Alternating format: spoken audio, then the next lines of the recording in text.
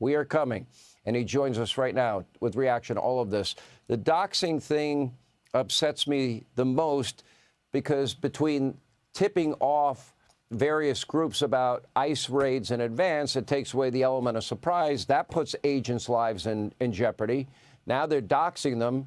What are they saying? Go to this guy's house and kill this guy? It sounds like a threat to me. And what will the reaction be? Well, it's under investigation right now. Matter of fact, I have a meeting tomorrow morning with the Department of Justice. I think that's crossing the line of impediment. And I hope the Department of Justice agrees with me so we find out who's doing it. Hopefully we can prosecute them and put them in jail.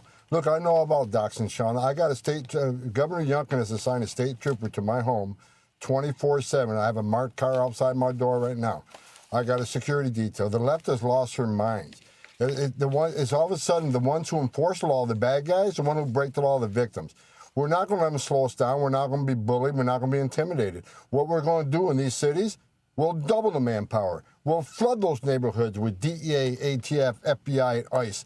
We'll double the effort. Right? And it will increase worksite enforcement operations in those communities. We're not going to play a game with these people. We made it clear we're concentrating on public safety threats, and no one should disagree with taking child sex predators off the streets. ICE just took 9 sexual predators off the street in Massachusetts because they won't honor detainers. ICE made those communities safer, and we're going to continue to make those communities safer.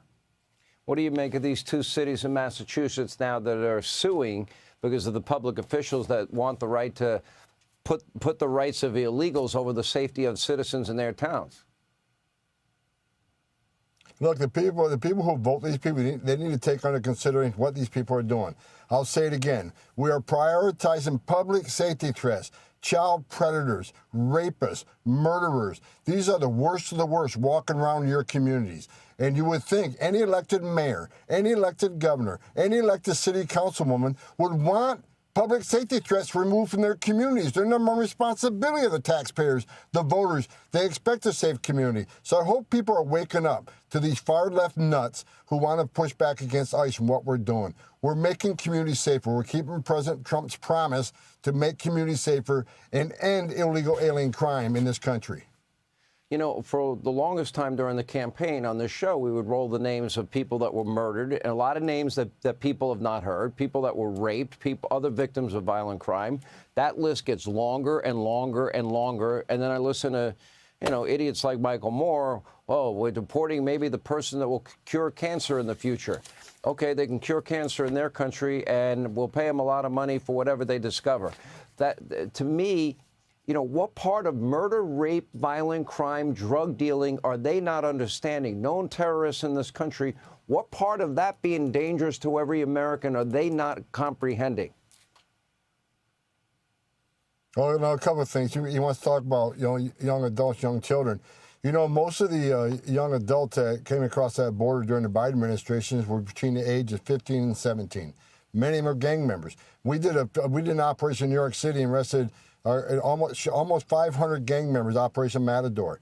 48% of them came across the border claiming to be a child. So you don't know what you have. There are a lot of these so-called children are actually, dangerous gang members. And I wish Michael Moore would go talk to an angel mom and dad.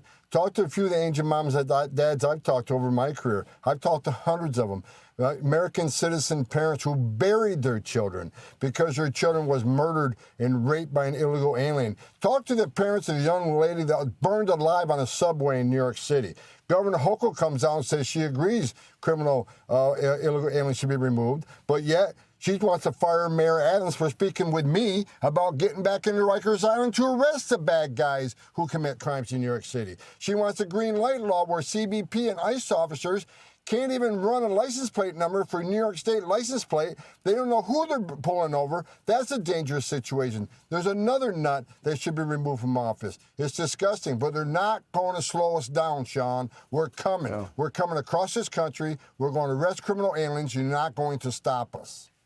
I've never met anybody in my life. I've known you a long time that is when they get their focus and they're dialed in on a mission, they're committed to finishing it. Last question. Are you making progress? I was asking DHS Secretary Noam about this.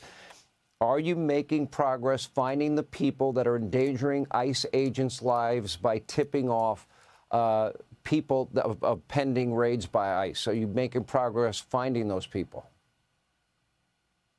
Yes, made progress. We know who leaked the Aurora, Colorado operation. That is under investigation as we speak. And we're going to keep looking for any other leaks. I just came back from Colony Ridge, Texas. Great operation, arrested over 100 people, most of them criminals. Operation went great. No leaks. Operational security was the finest, so it's a great operation.